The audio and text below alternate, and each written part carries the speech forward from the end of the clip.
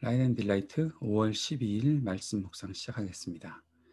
거룩하신 아버지 하나님, 오늘도 저희들이 주님의 귀하신 은혜와 사랑을 의지하고 이 하루를 시작합니다. 우리에게 말씀하여 주시고 말씀 붙잡고 살아가는 하루가 되도록 도와주옵소서. 예수님 이름으로 기도합니다. 아멘. 잠언 6장 20절에서 35절까지 말씀을 같이 보겠습니다. 아이들아, 아버지의 명령을 지키고 어머니의 가르침을 저버리지 말아라. 그것을 항상 내 마음에 간직하며 내 목에 걸고 다녀라. 내가 길을 갈 때에 그것이 너를 인도하여 주며 내가 잠을 잘 때에 너를 지켜주고 내가 깨면 너의 말벗이 되어줄 것이다. 참으로 그 명령은 등불이요 그 가르침은 빛이며 그 훈계의 책망은 생명의 길이다. 이것이 너를 악한 여자에게서 지켜주고 음행하는 여자의 호리는 말에 내가 빠지지 않게 지켜준다. 내 마음에 그런 여자의 아름다움을 탐내지 말고 그 눈짓에 홀리지 말아라. 과연 창녀는 사람을 빵 한 덩이만 남게 만들며 음란한 여자는 내 귀중한 생명을 앗아간다. 불을 가슴에 안고 다니는데 옷이 타지 않을 수 있겠느냐? 숯불 위를 걸어 다니는데 발이 성할 수 있겠느냐? 남의 아내와 간통하는 자가 이렇다. 남의 아내를 범하고서도 어찌 무사하기를 바라겠느냐? 도둑이 다만 허기진 배를 채우려고 훔쳤다면 사람들은 그 도둑을 멸시하지 않을 것이다. 그래도 훔치다 들키면 7배를 갚아야 하고 심하면 자기 집에 있는 모든 재산을 다 내주어야 할 것이다. 남의 아내와 간음하는 사람은 생각이 모자라는 사람이다. 자기 영혼을 망치려는 사람만이 그런 일을 한다. 그는 매를 맞고 창피를 당할 것이니 그 수치를 절대로 씻을 수 없을 것이다. 그의 남편이 질투에 불타서 복수하는 날 조금도 동정하여 주지 않을 것이다. 어떤 보상도 거들떠보려고 하지 않을 것이며 아무리 많은 위자료를 가져다 주어도 받으려 하지 않을 것이다. 음, 부모들은 누구나 자녀들이 잘 되기를 바랄 것입니다. 물론 세상에는 인격이라고는 찾아볼 수 없는 악한 인간들이 있어서 자기가 낳은 아이에게도 상처를 입히고 버리는 자들이 있는 것을 볼 수는 있습니다. 그럼에도 대부분의 부모들, 대부분이라고 그렇게 말하기는 좀 어려울지 모르겠지만 생각할 줄 알고 또 마음에 음, 사람됨을 가지고 있는 부모들이라면 누구나 자식이 잘 되기를 바라겠지요. 그래서 하는 말들이 있습니다. 잘 가르쳐주고 길을 인도하려고 하는 것이죠. 그럴 때 자녀들은 부모의 말을 경청해야 합니다. 부모가 자녀를 사랑하는 마음으로 하는 모든 말을 잘 들을 수 있어야 하겠지요.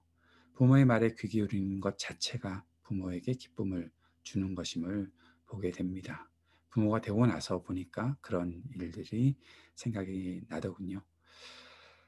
사랑하는 마음으로 자녀에게 전하는 교훈들을 존경하고 또 존중하는 태도로 잘 받아들인다면 그 자녀들의 삶에 형통함이 있을 것이다 라고 약속하십니다. 다시 한번 강조하지만 부모가 하는 모든 말이 진리일 수는 없을 것입니다. 육신의 부모에게서 언제든 부족함을 찾아볼 수도 있겠지요. 진리와 맞지 않는 말을 할 때도 있고 시대에 맞지 않는 말을 할 수도 있습니다.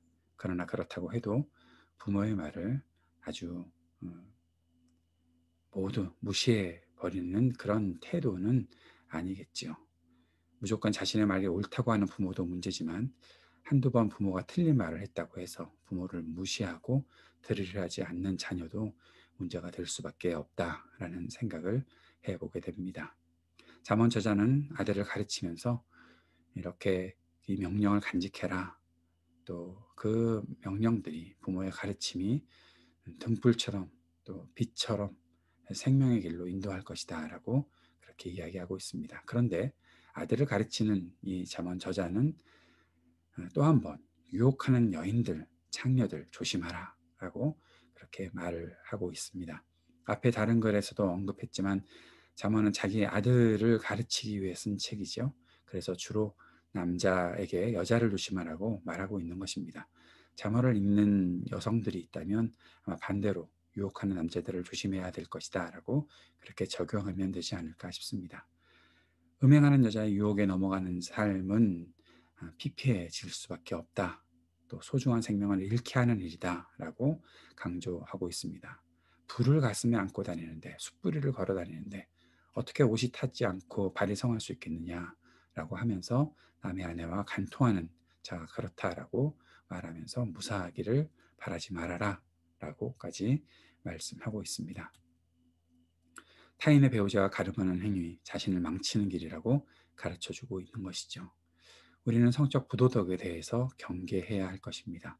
유혹에 넘어가서 죄에 빠지지 않도록 지혜롭게 분별하며 사는 것이 우리가 살아가야 되는 길이겠지요.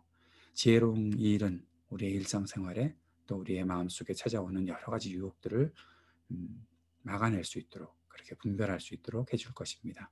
그래서 우리가 지혜를 들어야 하는 것이고 또 그 지혜가 부모로부터 나올 때 또 부모를 존중하는 마음으로 잘 듣고 경청해야 할 것입니다. 그래야 우리가 보호받는 삶을 살 수가 있고 또 주님께서 이끌어 주시는 그 인도함을 따라갈 수 있다 말씀하신 것이죠. 이 말씀 품고 오늘도 주님 은혜 안에서 살아갈 수 있게 되기를 바랍니다.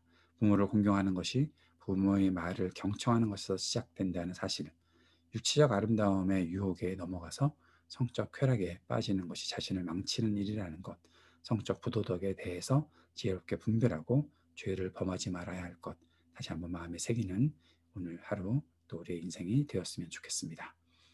오늘도 우리가 함께 기도해야 되는 제목들을 기억해 주시고 함께 기도해 주시기 바랍니다. 특별히 졸업한 우리 청년들의 미래의 길들을 인도해 주시기를 주님께 간구하는 기도의 시간이 있었으면 좋겠습니다.